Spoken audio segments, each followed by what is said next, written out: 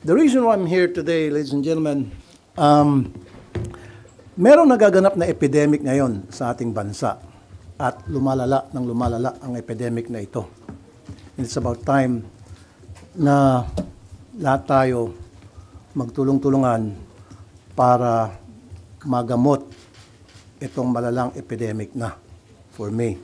Example, recently, merong bus driver na nahuli ng mga pasahero habang nagmamaneho, nag-online gambling. Paano na kaya umaga yon? Paano na kaya kung sa gabi wala nakitang pasahero, nag-online gambling siya, nabangga, disgrasya. Meron pang jeep driver na nahuli din ng mga pasahero na nag-online gambling habang nagmamaneho. And meron pang sa PTEX ata yun, ni-raid ng mga pulis, lahat ng mga bus drivers lulong sa online gambling. Napakarami ng taong lulong dito sa online gambling kasi napakadali ma-access. As a matter of fact, sa programa ko sa Wanted sa radyo, hindi ko na mabilang recently yung puntahan ng mga magulang na nareklamo, yung kanilang mga asawa, anak, especially mga estudyante, hindi na nakapag-aral, napupuyat, at nangungupit na sa kanilang mga magulang para lamang makapag-online gambling. Especially itong scatter. Sobrang lala na. Something has to be done. That's why I'm filing a bill na total stop. Hindi yung regulated. Hindi yung strictly regulated. For me, no. It has to stop. Grabe na. Kailan tayo titigil kung bagsak na ang ating bansa, ang ating lipunan? We have to step on the brakes right now. And with your help kayo sa media, ma-disseminate properly itong information na ito para sa kalaman ng lahat na meron tayong sakit sa ating lipunan sa pamagitan ng epidemic, kung tawagin ko, itong online gambling. Go ahead, please. Sir, kasi may ilang senators din na nag-file na ng bill on online gambling but they want strict regulation lang kasi kapag total ban, baka magkaroon ng underground operations lang, sir. So, allow it but with stricter regulations po. Like, hindi pwedeng 18 and above, yung mga ganun, sir. Ay, 18 and below, I'm sorry. Okay, well, inahangaan ko yung mga kasamang senador na nagsabing strictly regulated itong online gambling. Pero ako, in my opinion, kailan talaga total ban. Yung sinasabing baka mag-underground. Eh, nandiyan naman ating kapulisan, nandiyan yung ating NBI, nandiyan yung ating PNP. Anong ginagawa ng kanilang mga intelligence funds para tugisin kung sino itong mga nag-underground? As simple as that. Let them do their job. Otherwise, tanggalin mo yung mga pulis na hindi trabaho. Sir, when you say total ban, lahat, pati accredited ng PAGCOR, sir? Lahat, pati accredited ng PAGCOR. Kasi, tingnan nyo, kahit na paslit, nakakapagsugal. Very accessible itong online gambling. Why not put a stop into it? As it is, may problema na nga tayo sa mga kasino. Ang dami ng kasino left and right. Magpapatayo ng kasino. In fact, balita ko, may magkakaroon ng kasino pa sa Boracay. Kung saan-saan na pinapayagan na magkaroon ng kasino. Problema na yan as it is. Marami na sisirang buhay, mga negosyante, dahil nalululong sa sugal sa kasino. Now, here comes online gambling na hindi lamang mga adults ang nalululong, kundi ang nakakatakot dito, mga kabataan, estudyante, as young as 10 years old, 9 years old, naglaro ng scatter. Hindi nakapag-aral, hindi nakapagtulog, hindi nakatulog, kumukupit sa kanilang mga magulang para makapag-scatter lamang. Ano to? Anong klaseng bansa meron tayo ngayon? Grabe na. At bakit ito pinapayagan ng PAGCOR? Kaya nga I'm calling, yung sinasabi ng PAGCOR, for now, itigil na raw muna yung ads sa mga online gambling.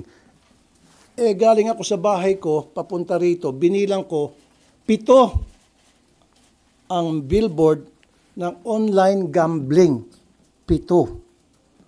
So, nananawagan ako sa PAGCOR maging sa ad board. Do your share for now habang gagawa ko ng bill. Of course, matatagalan yan. And habang pinag-isipan siguro na ating sa executive kung anong gagawin nila, do something itigil na muna lahat ng advertisement sa online gambling. Kasi ang sabi ata ng PAGCOR sa prime time lamang. Bakit lang prime time? Paano sa hindi prime time naman yung mga bata nanonood din? So dapat tigil yan sa TV, radio, newspaper, social media, lahat. Kung nagawa natin yan sa sigarilyo, remember dati sigarilyo left and right, may advertisement yan. Lahat ng platform sa media, napatigil. So bakit hindi natin mapatigil itong sa online gambling? Kung gusto yun ng PAGCOR, kaya nilang gawin. May kasabihan nga, kung gugustuhin, maraming paraan. O may paraan. Kung ayaw, maraming dahilan o may dahilan. Yun lang yun eh. Paano naman, sir, yung mga celebrities na kilalang kilala, tapos sila pa talaga yung nag-endorser? Yun nga, nakakalungkot nga. I don't have anything against those celebrities. Siguro sa kanila, trabaho lang, walang personalan. Pero ang hindi kasi alam din itong mga celebrities na nag-endorse itong online gambling na maraming nasisira. Who knows, baka mga kamag-anak nila, kakilala nila, mahal nila sa buhay, ay nalululong na sa sugal na ini-endorse nila mismo sa kanilang social media accounts or sa TV or radio. Sir, paano yun? May mga malalaking tao daw, including lawmakers, ang engaged sa online gambling operation. Very good. That has to be investigated. Dapat imbestigahan. Sino yung mga politiko, sino yung mga malalaking opisyal na involved sa online gambling, online gaming? Sampahan ng kaso ombudsman. Sampahan ng kaso Sandigan Bayan. Find out who these people are. Kung illegal yung operation. Pero kung legal, sir? Kahit na sabihin natin legal, dapat ang mga politiko ay nagsisilbi sa taong bayan. Ang pangit naman yung kanilang pinagsisilbihan, yun yung tinatamaan nung kanilang negosyo o yung kanilang involvement, yun yung nasisira yung pamilya. Yun yung nawawasak yung pamilya dahil nalululong sa sugal. Sir, sinasabi rin malaki magiging foregone revenue kapag total ban ng online gambling. That is correct. 140 billion, I think, if I'm right. Pero marami naman pwedeng pagkukunan ng 140 billion na mawawala. Just think of it, 140 billion. Kumpara naman doon sa nasisirang pamilya, nasisirang mga Pilipino. I think the benefits na nakukuha ng ating gobyerno mula sa revenue ng online gambling outweighs the ill effects. Saan tayo? Kung dahil sa 140 billion masisira ang napakaraming pamilyang Pilipino, maraming malululong sa sugal, bakit din natin itigil na itong online gambling? So sir, considering yung situation, sabi niyo ang dami ng lulong dito sa online gambling, hindi na ho kakayanin ng strict regulation sa tingin ninyo? For me, hindi eh. Well, yung iba sabi, dapat 18 years old lang and above. Naku, ang wise ng mga Pilipino, yung 10 years old, pwede naman niya hiramin yung cellphone ng parents niya. Pwede naman niya hiramin yung cellphone ng kasambahay niya na nakakatanda. Pwede siya manghiram ng cellphone ng mga taong kakilala niya mas nakakatanda sa kanya. Wala rin.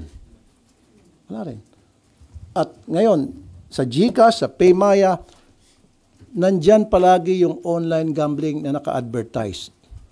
So very accessible. Sa online gambling, unlike before, tingnan nyo guys, gusto mo mag-bingo? Pupunta ka sa mall para mag-bingo. Gusto mo magsabong? Punta ka sa sabungan para magsabong.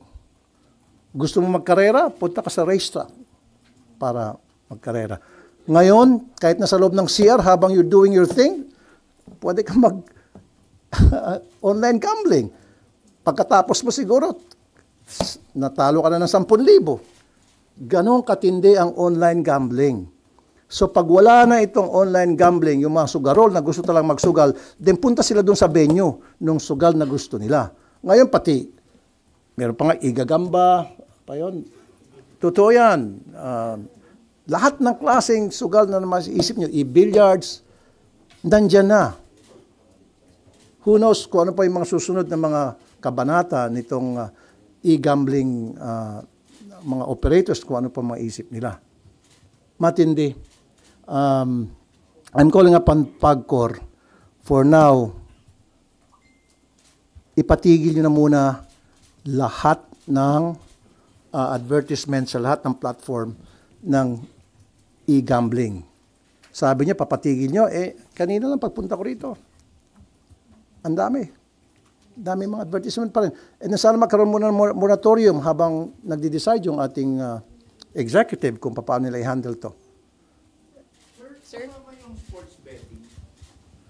As long as it's online para sa akin. Ngayon, kung gusto mo sports, anong klaseng sports? Basta't online. Kung gusto mo magtaya ka, di maglagay na lang sa PBA na yung parang pupunta ka doon at mananaya ka, parang ginagawa sa horse racing, di ba? Meron yung pupunta ka sa tayaan, doon ka tataya. O gawin na lang legal yun. Magkakaroon ng mga, ano bang tawag niyan? Yung patayaan. Para sa gaming, parang nangyari sa Las Vegas. Kung gusto magtaya sa basketball, punta ka sa isang casino at doon ka tataya. Pwede sa casino. Punta sila sa casino para maging deterrent yun one way or the other. Natatama rin, ba't pa ako pupunta, umuulan o tinatamad ako, hindi ako pupunta na lang, saka na lang. Whereas ngayon, gusto nila maglaro ng basketball or anything. Sa gambling, nandiyan yung online. Sir? Saying, sir, na yung mga pasugal niya yun na online, pwedeng sa casino na lang. Doon na lang lahat tumaya kasi bawal ang mga minor talaga doon. What I'm saying is, kung hindi lang sa casino, sinabi ko na kanina, gusto mo mag-bingo. Di ba dati-rati, pag mga binguan sa mga mall, punta kayo sa mall. Gusto niyo magtaya sa sabong, punta kayo sa sabungan. Ganun lang dapat. Merong venue na pupuntahan. Unlike ngayon, very easy, very accessible. Anybody can play. Kahit na pastit, kaya maglaro ng sugal sa pamagitan ng online. Especially nandiyan na yung GCash, nandiyan yung Paymaya, napakadali.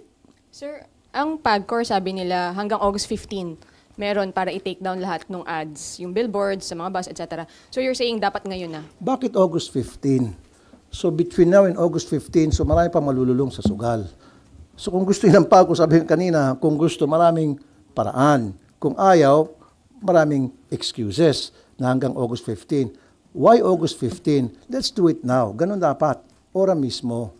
Kasi lumalala at lumala na talagang problema. Ayan na, yung nabalitaan natin, alam niyo naman siguro yan. Bus driver, akalain mo, habang nagmamaneho, nag-online gambling, buti na lang nakita ng mga pasahero at pinigilan siya. Paano kung hindi nakita? Paano kung gabi yun, natutulog yung mga pasahero? Sir, tapos Disgrasya. doon sa revenue, sir, saan natin pwedeng kunin specifically yung mawawala kung hindi sa online gambling? Marami naman pwedeng pagkukunan ng budget yan kung gusto natin pamalaan. Di mag-alat ng budget para sa social services. Di ba? Kasi I think 40% of sa online gambling, if I'm not mistaken, ng revenue from PAGCOR ay napupunta sa social services. So di punduan na natin yung DSWD. Itigil natin yung mga GL na yan. Ilan ba yung bilyon-bilyon yan galing sa GL? Lahat, ako mismo isusurrender ko yung GL ko. Kasi yung GL ko naman napupunta sa, lahat ng pupunta sa action center ko. In fact, malaking bagay nga pag natigil yung GL na yan dahil, kumbaga, nagagamit pasintabi sa iba, nagagamit ng mga politiko para magkaroon silang pogi points sa kanilang mga botante. So yun, isang source, yung GL, di ibigay dun sa, sa DSWD para pandagdag dun sa social services. Yung mawawala as a result dun sa pera, kung sakali man na kumukuha ng pera ang DSWD sa PAGCOR o kung sa PhilHealth, di ibigay sa PhilHealth. Maraming pwede tayong gawin na paraan kung gugustuhin natin. It's just a matter of political will. It's just a matter of using our common sense, ika nga. Balikan ko sir yung celebrities tsaka online influencers na nag-e-endorse. Do you also have calls na, paano ba, tumigil din sila na mag-withdraw from endorsing online gambling? Paano po ba, sir? Hindi ko sila pwedeng diktahan. Ang masasabi ko lamang, siguro mag-isip sila kung ano ba yung effect ng kanilang endorsement doon sa nakakaraming mga taong nalululong sa sugal dahil naniniwala sa kanila. Especially influencer, mabilis na maka-impluensya sa kanilang mga followers. So just imagine, dapat isipin nila kung ano yung epekto noon sa kanilang mga followers. Baka bandang huli mga followers nila, imbis na matutuwa, alis na sa kanila at hindi na magpa-follow dahil sa iyo, na-bankrupt ako, dahil sa iyo, nasira ang buhay ko. Pero sir, sa cellphone, maraming apps na makikita mo nag-endorse ng mga online gambling. Baka doon karamihan. Yun nga, dapat talaga i-stop yun sa mga endorsement. Hindi lamang sa mga influencers, kundi total ban talaga pagdating sa advertisement sa online gambling. Kasi sa GCash, pagbukas mo ng GCash, Paymaya, nandoon palagi yung online gambling. Ang daming apps sir. Correct. So dapat, with the help of DICT, pwede naman i-ban yun eh. Pero sir, do you think mabilis makakapasa itong proposed bill tungkol sa total ban ng online gambling? Considering na sino yung mga tao behind it. Let's be practical. It will take some time dahil maraming aharang, maraming pipigil, maraming maglalabi. And you know how powerful they are, these people behind. Ikaw na mismo nagsabi, may mga malalaking taong nasa likod niyan. Of course, isa yun sa mga tututol. But at least we're doing something and we're gonna fight for it. And for the meantime, habang wala pa yon, I'm calling upon PAGCOR, I'm calling upon AdBoard, DICT. Magtrabaho naman kayo. Committee nyo ba yung mag-hear nito about online gambling? It's not my committee. Walang franchise, walang kinalaman sa committee ko itong sa gambling. Dahil ako sa public services sa DMW. So what I can do is, when I file the bill, file a resolution, pag hinir, then that's the time na siguro magkakaroon ng marami akong support. In fact, I know for a fact na 4 ata na mga senador ang ayaw din sa online gambling. Kaya lang iba sa kanila gusto regulated. Pero ako, strictly regulated. Pero ako talaga, total ban. You're filing the bill today, sir, o filed na po? Wala pa. In fact, dinadraft pa ng legis ko na that will be, kasi nakapag-file na ako ng 2 sets 20. So another 10, so 30 bills ang pa-file ko. So kasama dun sa 30 sa third batch na ipa-file ko. Can you say within this week nyo po mapafile ito, sir, yung sa online gambling? The next week. Total ban. May pakiusap po ba kayo sa mga e-wallet services? Kasi isa sila sa mga dahilan kung ba't sobrang dali mag-online sugal. Yung iba nakalink pa yung account nila dun sa platform ng online sugal. Kaya ang daling mag-cash in, ang daling mag-cash out. Alam mo, yung mga may-ari ng e-wallet, kahit na anong klaseng pakiusap mo, kahit na lumuhod ka, hindi ka pakikinggan yan. Kasi kumikita sila dyan, halos bread and butter nila yan eh.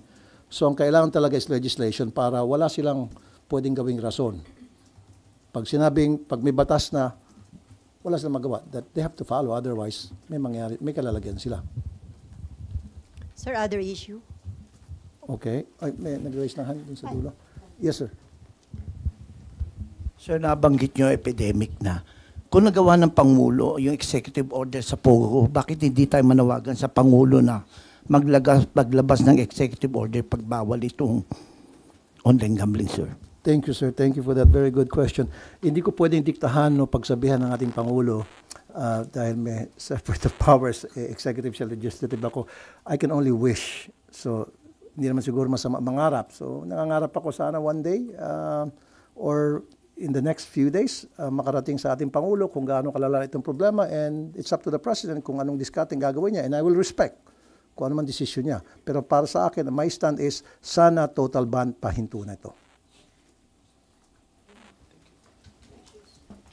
Sir, other issue. 2 weeks from now, mag-open na yung session ng 20th Congress. Okay. About Senate leadership, kay ba ni Senator Erwin Tulfo ay pumirma na dun sa resolution supporting SPGs? Yes, I'm for Cheese. Actually, Erwin consulted me.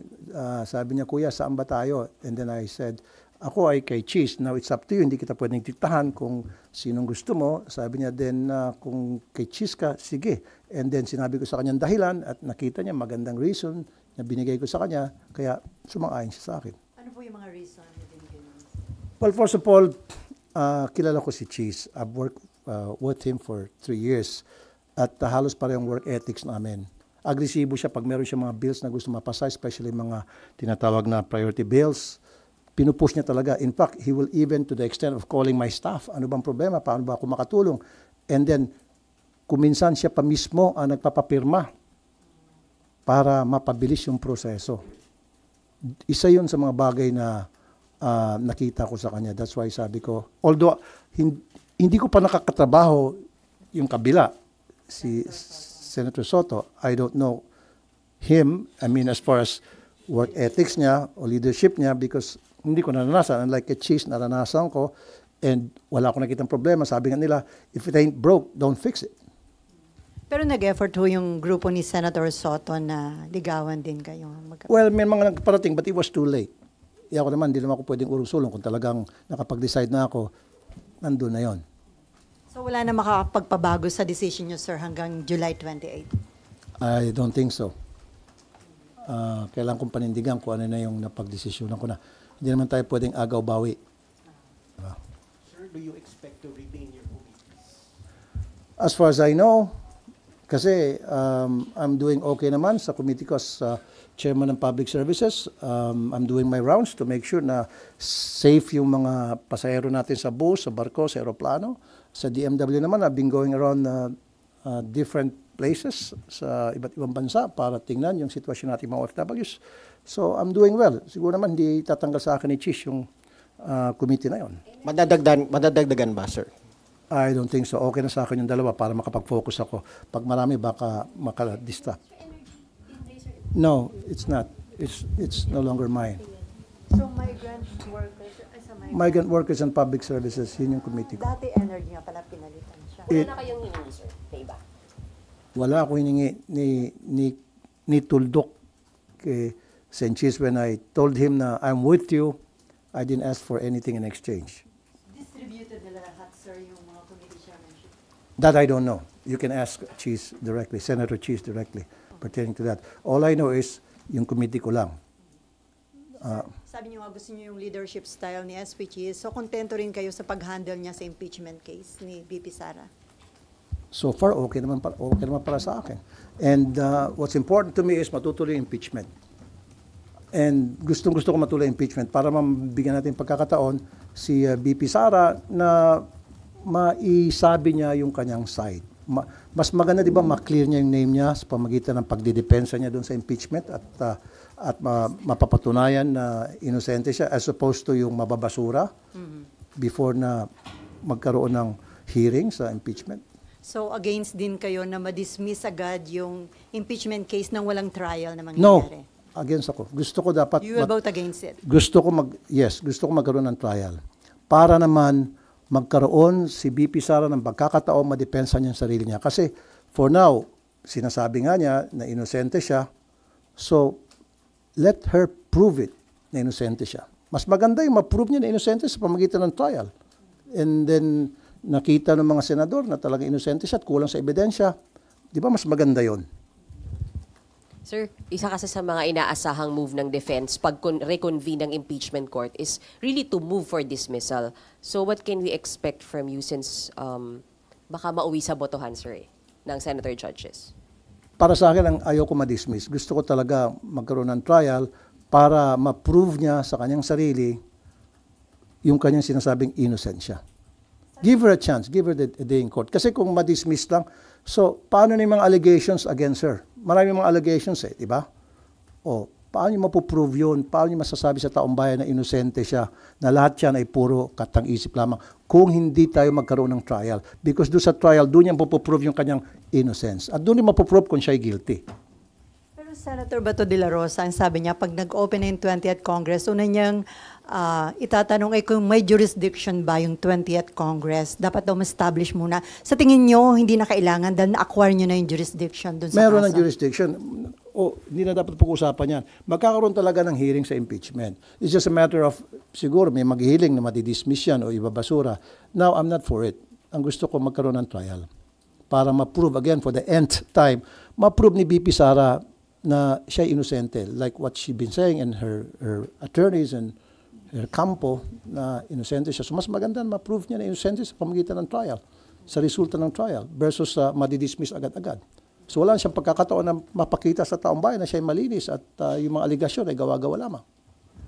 May we know how you are preparing for the impeachment, sir? Are you getting or hiring extra legal minds to advise you? I've been talking to my legis every now and then. In fact, I've been also consulting to some lawyers.